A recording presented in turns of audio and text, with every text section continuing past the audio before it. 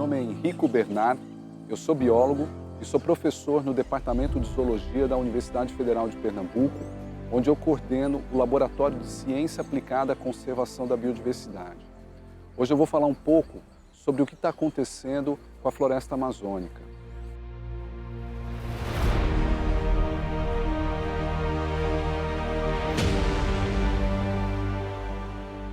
A maior parte das pessoas acha que a Amazônia ela é gigantesca e não tem fim. Essa é uma ideia errada. Ela tem limites e ela tem também limites na capacidade que ela consegue se regenerar. Isso é o chamado ponto irreversível. Existem algumas dúvidas sobre quantos % da Amazônia a gente pode perder antes dela atingir esse ponto que não tem volta. Alguns pesquisadores dizem que esse limite é 30% de desmatamento, outros pesquisadores dizem que é 17%, outros pesquisadores dizem que é 40%. De qualquer maneira, a gente está se aproximando muito desse limiar e quando esse limiar for atingido, a consequência que isso pode ter para a região amazônica, ela é muito grave, em alguns aspectos é até imprevisível a gente tentar entender o que pode acontecer com essa floresta.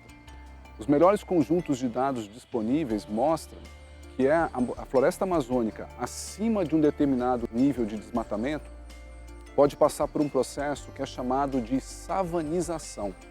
Ela deixaria de ser uma floresta úmida e passaria a ser um tipo de vegetação mais parecido com o cerrado, uma vegetação mais baixa, mais seca.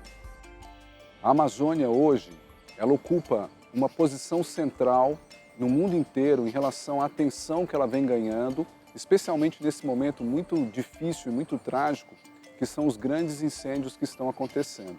E muitas pessoas se perguntam se essa destruição, se esses incêndios podem afetar a relação do Brasil com outros países. E a resposta é sim. Ela não só pode afetar, como já está afetando a maneira como o Brasil vem interagindo com outros países. Existem diferentes maneiras de afetar essa interação. Algumas podem ser comerciais, o que já está acontecendo. Alguns países estão baixando sanções comerciais contra produtos brasileiros, em represália à falta de controle e de cuidado com a proteção da Amazônia. Existem também pressões políticas, países pressionam o governo brasileiro a adotar salvaguardas, a adotar um cuidado maior com a região amazônica, mas sem dúvida alguma, o que está no foco dessa discussão toda é a importância que a região amazônica tem para o clima do planeta. Então, mais e mais daqui para frente, a gente vai ver outros países, governos, empresas e a população clamando para que o governo brasileiro pare com esse processo de desmatamento, de incêndio e adote um sistema melhor, mais eficiente de proteção efetiva da Amazônia. Se teve uma lição que a gente aprendeu desse episódio dos grandes incêndios que aconteceram agora no mês de agosto na região amazônica, essa lição é que as coisas estão todas integradas. Uma bela tarde, de repente, em São Paulo, a cidade escurece às 3 horas da tarde. E essa foi uma lição para o morador de São Paulo, que parte da fumaça da região amazônica podia viajar milhares de quilômetros e chegar até a capital mais populosa da América do Sul. Então, isso mostra que existe uma conexão entre a Amazônia e o restante do Brasil e o restante do continente sul-americano. E essas conexões elas têm ficado cada vez mais evidentes, seja através de questões de clima, seja através de questões de biodiversidade.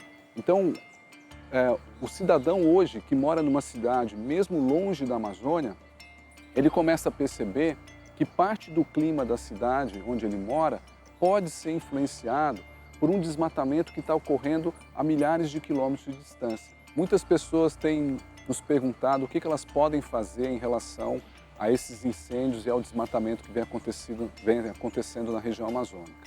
A primeira coisa que eu digo para essas pessoas é o que você mais deve fazer é se indignar. Você não deve aceitar que essa floresta, importantíssima não só para o Brasil, mas para o mundo inteiro, seja colocada abaixo da forma como ela está sendo colocada. Aceitar isso sem uma indignação é aceitar um momento muito triste da história ambiental do Brasil. Então, você tem como missão difundir a informação para o maior número possível de pessoas que você puder.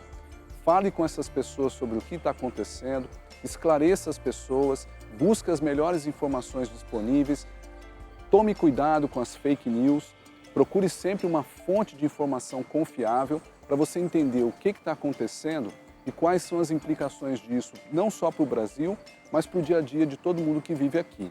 Então, aceitar passivamente essa destruição é a pior coisa que a gente pode fazer nesse momento. Revolte-se.